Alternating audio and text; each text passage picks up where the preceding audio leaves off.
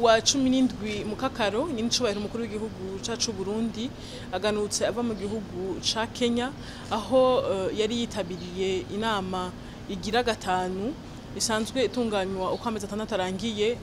n'umuryango w'ubumwe bwa Afrika isanzwe itumigwamwo amashirahamwe y'ubutunzi n'imigwi itandukanye yo mu burere kugira barabire hamwe intambwe n'intambamyi canke inzitizi z'umugambi wo guteza imbere imigenderanire n'ubutunzi muri Afrika. Iyo nama yari ishimikiye kandi kwiga ingene iyo miryango y'ubutunzi mu burere yo kuzuzanya kugira ngo ntihabe ukutumvikana mu gutora canke mu gushira mu ngiro amategeko kanaka mu bisata vy'imigenderanire n'ubutunzi. Uburundi rero bwitavye nama kuko busanzwe buri mu nzego zirongoye ishirahamwe ry'ubumwe bwa Afrika kandi rikaba risanzwe rihagarariye uyu munsi umuryango w'ibihugu biri muri Afrika y'ubuseruko kabaye akaryo keza kuri igihugu cacu Burundi kwibutsa ashimitse ko amahoro n'umutekano bitahari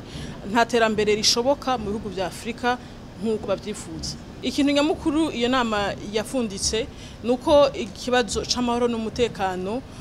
kigiye guhagurukirwa kugira ngo gitorerwe umuti urama.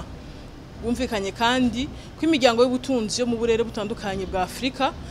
igiye kugira uruhara rukomeye mu gushira mu ngiro Burundi kandi bidatevye umugambi wiyumviriwe n'abakuru b'ibihugu umaze igihe waratewe umukono wa ZLECAf mu rurimi rw'igifaransa kugira ngo vyoroshe uruja n'uruza rw'ibintu n'abantu